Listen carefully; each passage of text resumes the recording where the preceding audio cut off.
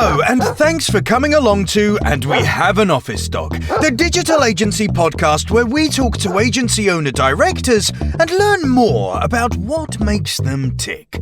From the things that make them similar to the things they'd rather have known sooner, where they've had success and where they've learned some hard lessons. All will be revealed with your host, Chris Simmance, the agency coach, and he'll be talking to a different awesome agency person in each episode, asking them 4 questions and seeing where the conversation takes us over the next 25 minutes. Okay, so let us begin. Over to you, Chris. Okay, thanks, voiceover guy. In this episode, we've got Hannah Thorpe, or as I call her, Hannah Thorpe, from Verkeer. Hello, Hannah. Hi, Chris. Simmance, not Simmance. Fair. So, first of all, give yourself and Verkeer a little plug. What is it that Verkeer does and does best? Cool. So, Verkeer is a digital marketing agency based out in West London. I would say what we do best is actually just kind of take the bullshit out of anything digital and SEO specifically. So if you're there looking for SEO support or not sure what to do with your digital, you're kind of guaranteed with us to get some honest advice. We have a really kind of forward-thinking approach that's just focused on what's actually going to help your business rather than what's going to get you some SEO vanity metrics or tick a box in your budget lines. It's really just all about having an actual impact. So no BS SEO is brilliant. There's lots of agencies who say it, but I suspect, having known you for a few years, I know that that's something that you will not allow any BS in Verkeer. So how do you find that works with their clients? How do they take that approach? Are there some that really hate that and kind of you just know they're not a fit? I think for us, it's about like how we communicate it. So there are some clients that want us to bluntly say and be like, you're wasting your money, don't do that. And then there are some clients that want us to maybe frame it in a nicer way so that their boss understands and they can present that back internally, but still get the point across. So we tend to work quite well with a whole mix of clients. But I think for us, like the way we frame it with the team is it's really their job to make our internal clients look like rock stars in their businesses. Yeah. So like it's not about credit for the agency, it's about the point of contact looking like they know their stuff and then making the right choices. So we're happy for it to be their idea or their call not to do something like publicly in their company. Yeah. So I guess that works really, really well, as especially as people who work at the level that you're talking in businesses, like in-house, they often move across to other companies over 2, 3, 5 years. So I suspect they bring you into the next place they work at. Yeah, exactly. And like we consider it a win if we're able to get our internal point of contact promoted. Like that shows we've done a great job if we've helped them work towards a promotion. Fantastic. So I guess the first question is, what do you feel have been one of your personal biggest successes over the time you've been running Verkeer? So I've actually only been running Verkeer just over a year now. But this isn't your first agency though, is it, Hannah? Well, it's not. And when you said you were going to maybe ask this question, I was like, should I go for a Verkeer one or something from... I used to run an agency called White.net, which we actually sold on to a slightly larger agency. But I think for me, like most of my biggest successes actually probably have come through the year I've spent at Verkeer. Just because there was such an interesting foundation to start from. So about a year ago, we were quite single channel focused and we had a team who were great and enthusiastic but much more client management focused than specialists. So for me, my biggest achievement has really been how we've rolled out a really great integrated training plan and kind of got like those frameworks in place. So I know you always call them recipes. Yes, I do. I'm slowly becoming famous for that and I'm not sure whether people like it or not. I mean, it helps you're probably a good cook as well. Yes, yeah, it certainly does. I think having those sorts of things as a stamp on an agency make a big difference. Like, having processes / recipes is integral, isn't it? Because you don't want to take away the decision making from a creativity point of view, but you also need to make sure that there's a benchmark, isn't it, for what good looks like. Yeah, exactly. And like my team have some amazing ideas, but I would say sometimes getting them to push their amazing ideas forward and have the confidence to speak out can be the struggle. Yeah. And having those like frameworks in place where they can tie their cool, innovative idea back to like a strategic pillar, or they know how to express it to the client because they know the 4 steps and how we do that, Yeah. just makes everyone feel more confident to like think outside the box and push themselves a bit further.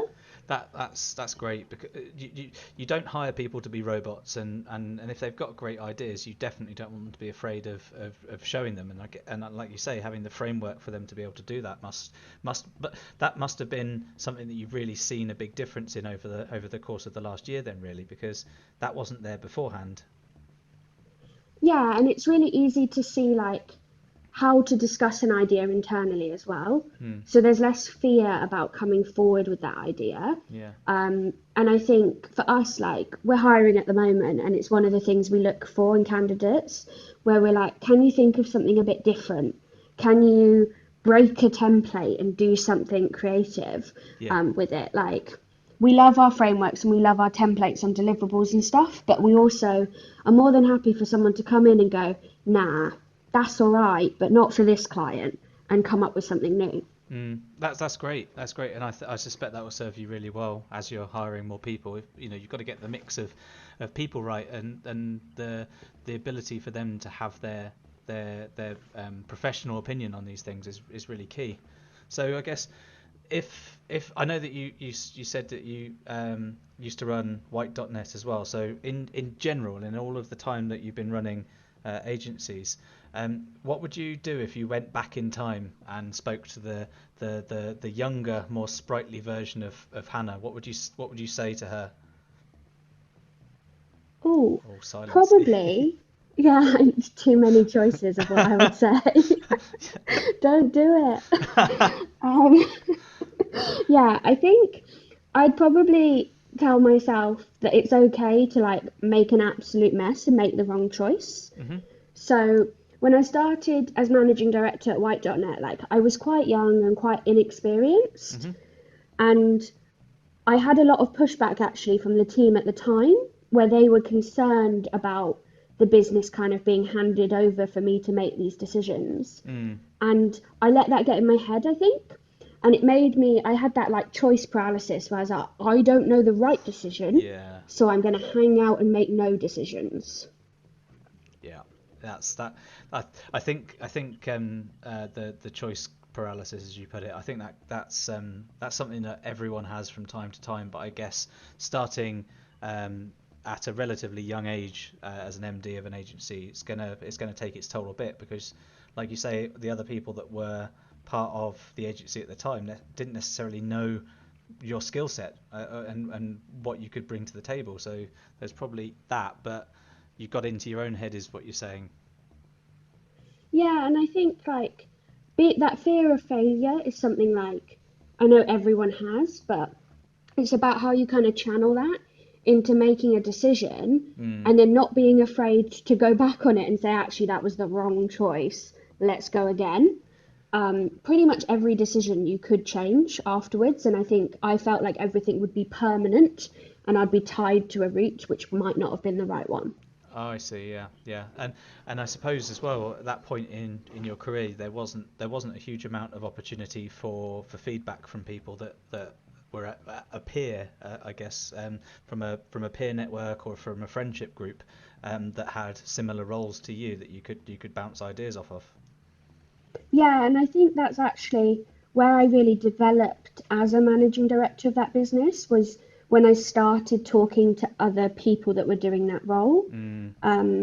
So I know that you had like Ross on your podcast and a few others that I've like worked with and spoken to before. And I sort of became friends with those people through conferences, and actually having that sounding board of, if I make a wrong decision, how bad would this be? and understanding that other people have made mistakes and made a mess of things before and it didn't ruin their business, like, really helped. Yeah. So I think having, like, getting rid of the ego to reach out and just ask someone is really, really good. Yeah, I couldn't agree more. I think as soon as I realised that it wasn't just me, if that makes sense, I think that was when I really was able to open up myself and realise that where my faults were and where my opportunities for personal and professional growth were. And I think you're right. It takes time to find that, and once you've got it, it's almost a superpower, isn't it? Having a bit of ability to talk to other people quite a lot more easily. Yeah, and I think as well, like, realising that not everyone's against you and rooting for you to fail. Yeah. So I used to not want to tell people because I'd be like, God, if I admit a weakness, they're going to steal my clients and my staff and ruin my business. And actually, most people are just quite a good, like, shoulder to cry on, and they'll talk it through with you and help you. It's not as competitive as maybe like SEO Twitter makes it out to be. Yeah, let's not worry about SEO Twitter. I think there's probably right now, whilst we're talking, some sort of argument about the colour of a link or something being a ranking factor and things like that. So yeah, Well, it is. Blue links rank best. You're 10 of them. You'll be finding you'll find those vitriol wherever you go in those sorts of spaces. But having a competent group of peers that you trust is vital, I think, as a business or agency owner. So if you apart from kind of trusting yourself and listening to other people and things like that, is there anything that you kind of regret or wish that you'd done differently, or even maybe sooner over the years? Is there something that you kind of learned now that you wish that you put in place sooner, or something like that? So I would say probably related to how I present, like, when I'm passionate about something. Is actually both my biggest regret, but also probably one of my biggest learnings as well. So when I was younger, running accounts and, like, actually dealing with clients day to day, I would find that I would be so fiercely passionate about doing the best thing that sometimes I'd communicate it so strongly, and then actually the outcome would be the client was almost like turned off by that, and they'd just be like, oh, it sounds difficult, and run away. Yeah. That makes sense. Yeah, and I think learning to fix that, and that you can still... I went through a phase where clients weren't doing what I wanted, so I thought, change my communication. That was a phase, was it? That's changed now. No. Clients will Everyone's listen. controlled now. No, so I thought it was because I was being too passionate and, like, annoying them with it.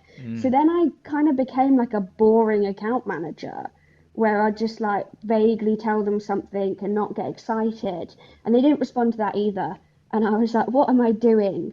And actually I had some really good professional coaching about how to communicate better with clients, how to express your point even if they're not interested. And all of that, I think, has just really helped, and, like, that's what I'd probably do different, is get that in a lot sooner. Well, that's a nice segue into, if you're listening to this and you want some professional SEO agency coaching, click here in the air. Just here to set them up for you. There you go. I mean, you set them up. I hopefully knock them down. But no, you are quite right. I think that you've got to get the tone right with people, and passion doesn't always translate to the right thing for people, because sometimes passion is often scary to other people, especially if they don't really understand it. And I suppose as time grows anyway, you kind of work out your own rhythm for getting your point across. So I think running an agency, you need to learn that very quickly, don't you? Because everyone you work with in a team is very different, as well as the clients. Yeah, and getting, like, your motivation across as well to clients. So I guess as an agency owner, quite often clients assume that I'm just there to take the paycheck. Yeah. And I'm like, how do I get more money on your retainer as fast as possible? Yeah. So we'll do things like, we'll say to a client, you should really start this a month earlier. And we're saying that because we're approaching peak maybe for them, and we want to get our tech changes in 2 months before their peak rather than the month of, because we don't want to risk something. And to a client or a potential client, they might think you're just trying to make an extra month's revenue.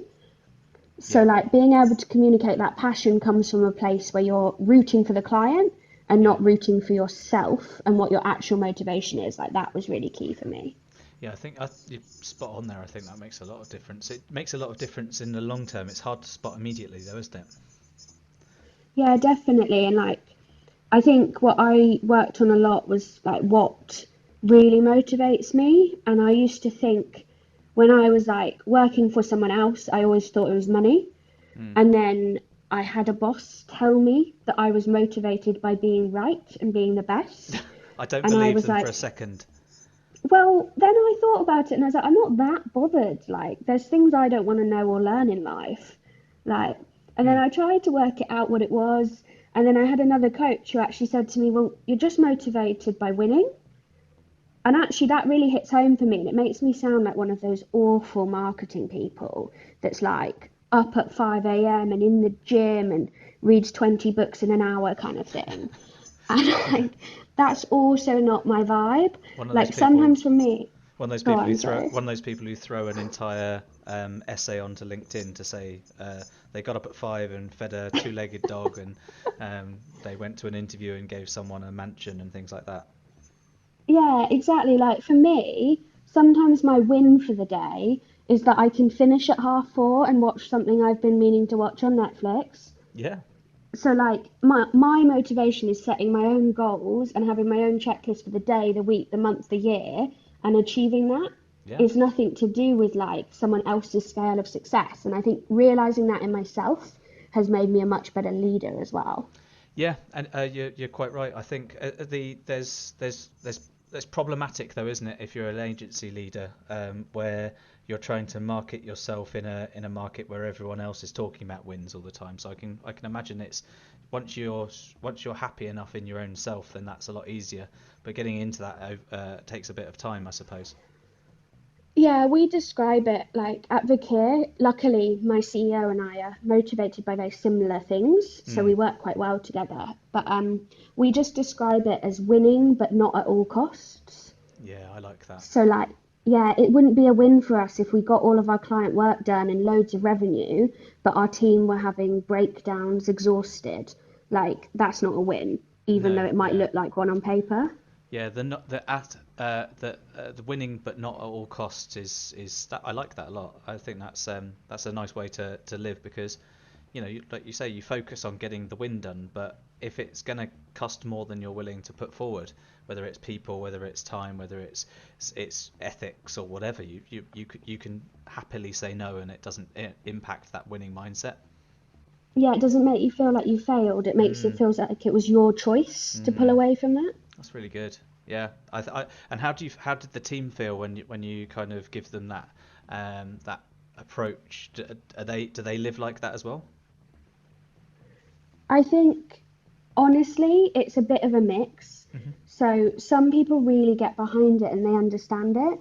But I would say like the biggest thing we see with our team is they put themselves under so much pressure um, to do the best, be the best, and always be achieving. And like that's great. But I would say one of my biggest things as a manager is finding the skill set to communicate to them that it's okay to like drop the ball and go and look after yourself sometimes. Yeah, it doesn't hurt to tell them to switch off once in a while, turn off Slack or Teams or whatever, go and buy a bag of Maltesers and watch something on Netflix. It's probably good for people once in a while. Yeah, it's why we have like a whole to-do list for the team every day of what we're aiming to get out the door. And we all use it as a shared list because then if someone finishes, they help someone else so that everyone finishes at the same time. It feels a bit more collaborative, and then hopefully there are those days when everyone's out grabbing Maltesers and chilling, well, as if my team don't just go to the pub, and they're doing that rather than like all working, slaving late, or Yeah. someone feeling the brunt of the work themselves. Yeah, that's really, it's a good mindset and it's a good way for the team to work. And I think most of the time that's going to be really really useful, isn't it? Because when someone is feeling a bit low or is feeling in a bit of need of some support, everyone else around them kind of gets it that could be me, so I'll help the rest. Yeah, exactly. And like, I'm definitely not saying we're perfect though. Like, I'm sure if my team listened to this after they've had a bad day, they'd be like, what is she talking about? It's not like that at all. So like, I definitely don't want this to come across as preachy, because I think it's something we strive towards, but it's also something that I think is very difficult to get right.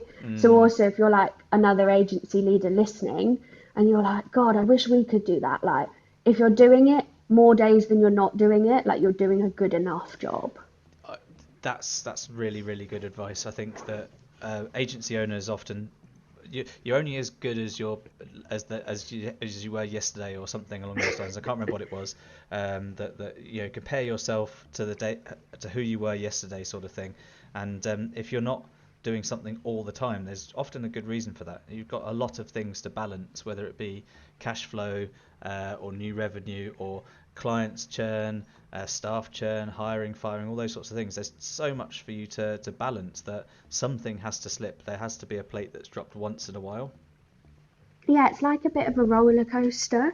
Like, my CEO and I have actually set a goal for this year, which is to not make judgments based on last week, and instead to like spend some time and actually track how we feel.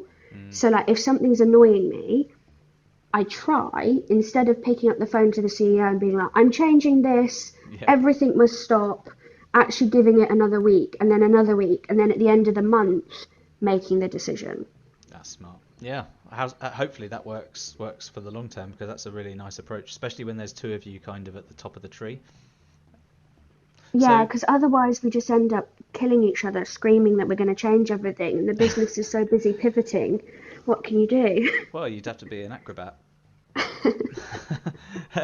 So if you were to give like one piece of advice now to anyone who's already an agency leader, or someone who's aspiring maybe to quit the 9 to 5 in their own agency they work at and become an agency owner in the future, what would be the kind of the one thing that you would tell them, if you got that, just you could just pop into their lives for 1 second and say something that would help them out? What do you think it would be? So I have two. And I'm just gonna. I know you can do two. Go on, you can do two. It's Okay, fine. the second one's actually quite nice to you, so you should take both. Okay, I'll take two. Take two. I guess my first one is like, take the time to think about how you're going to be organised. So I see a load of freelancers and they just work off their own to-do list, and they take on so much work, and then they're overwhelmed and they can't get it done because they haven't thought about how the hours play out and how they juggle it. And I think we see the same in agency as well. And it's like, if you can get the right project management process in place, and the right system for working out what resource you have, it enables you to make every other decision. Like, we don't take on work that we can't deliver and then disappoint a client. And equally, we don't hire when we haven't got enough work and then panic about our wage bill. Like, all of that just makes everything easier if you get that in place first. Yeah, no, you absolutely. Any business will fail, no matter how much money you bring in. If you've got a leaky bucket, it's just a race to the bottom, but a very slow race to the bottom if you're bringing in loads of cash. So yeah, you're right. Get your ducks in a row, your systems, your processes, and things like that in order, and know how you're going to be organised. I love that. You've said two things today that I'm going to take away. Know how you're going to be organised is quite a big one. Yeah, and for me, like, I get very stressed and very anxious.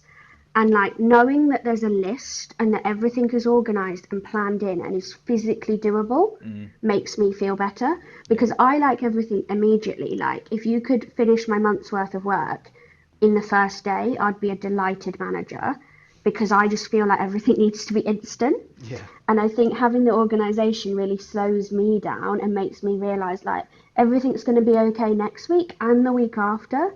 So you can take that mental break, and like, it's just better for everyone's health. That makes a lot of sense. So you said you had two. I'm definitely going to like this one you say. Yeah, so my second one is like, look externally for some form of coach as soon as you can. Like, in every senior role I've had some form of additional, whether it's like the business as a whole, or whether it's a coach for the business, or actually someone just one-on-one working with me. And I think the value that you get out of it is pretty much like, well, it's what you put into it. If you are committed to the process of opening up about everything and setting yourself goals and working towards those with someone external that holds you accountable, it can really just help you like level up what you're doing, but it also can really help you work on how you switch off, how you make the right choices, and how you don't get bogged down in the day to day. You're right. I did like that. No, again, spot on thinking. It's the right person for the right job in these sorts of cases, and I think one thing I learned is that you've also got to be at the right frame of mind to be able to accept any kind of coaching advice or mentorship from people, because I remember a long time ago I tried to take some mentorship and coaching on when I was running Optus, and it wasn't the right time, and I kind of used it as an opportunity to disagree with someone and carry on doing it my own way, which just added frustration and obviously had a cost to it. And you know what I'm like when it comes to, I know what I'm doing, leave me alone. But then the right time comes along, and that's when you can, if you're ready to listen to someone, then that's definitely the right time. And that comes at different points for everyone. It's either early doors, or it's at a point where they see that there's solutions but aren't quite ready for them or able to grasp them. And the key part of good coaching is that layer of accountability. You know, you said you were going to do this. How are you getting along with that? Shall we move the goalposts? Do we need to change the process? Is there something that you can be helped with to get that done on time? You're quite right. Yeah, and I think it's the right coach at the right time for you. So like when I was a bit younger, I would say I was quite temperamental. So I literally once had a coach get up at effectively 3 a.m. because they were in another country and I really needed to talk to them. So he gets up super early, gets on the phone with me. He annoyed me within 2 seconds and I stormed out of the room the phone call was on and just left him. Now, other coaches would probably have something to say about that. I want to talk about like you valuing their service, but he was right for me at that time because he really handled the fact that I was such an emotional leader and so lost in what I was doing that he was very good at then communicating with me and making me understand why I was acting like that and what I could do next and how to like recover from those situations. Whereas I think now we probably wouldn't work that well together. And actually, like I've worked with coaches more recently who've had some very, very different approaches. So it's like test out different coaches and find the right person for you and the right fit. Absolutely. And just like no two agencies and no two clients are the same, no two coaches or no two layers of support are the same. So I was talking to Nicola Stott from Erudite in episode 2. And she was talking about how she's part of a group called TAB, the Alternative Board, I think it's called, where lots of people from different businesses make up a large kind of business board, and you're just talking to business owner peers rather than necessarily a coach. And sometimes that's a way of getting into understanding that it's the right time to listen because you're listening to other business owners. In the digital agency world, there's like mastermind groups and there's Zoom calls and you're flying across the country, and there's all sorts of things like that can be supportive as well without having necessarily the one-to-one coaching, but you still get some of the accountability as well. There's just listening to other people, and if you're not quite ready for that sort of thing immediately, then like you say, you had the right person at the right time when you needed that person, that poor person that you abandoned. Yeah, I mean, Nicola was actually my first ever boss. And so working with her, like she really instilled the speak to people mentality in me. She had a really great connection of agency friends and owners and consultants. And actually, when I started and was an intern, like we were a team of like 3 people at one point. So I didn't really have many people to bounce ideas off and admit that I was stuck unless they were directly my employer. Yeah. Which was quite a scary concept. And she was like, why don't you message so-and-so and message this person? You met them at a conference. They're a specialist in this. And she really encouraged me to like use my network. Yeah. And I think that's a skill that proved really valuable to me once I got beyond like needing the tactical skills, but actually needing the like leadership and business skills. Absolutely. Well, thank you very much, Nicola, for creating Hannah. God, don't say that. She'll never let me live that down. Well, hopefully she listens to this one then. God, how Thank you, awful. thank you very much for coming along today, Hannah. I do appreciate your time, and I'm sure everyone who's listening is going to have appreciated this as well. Please do listen in to the next few episodes. We've got some fantastic agency owner directors lined up for the next few, and I'll speak to you all soon. Thanks very much, Hannah. Thanks so much for having me, Chris. No problem.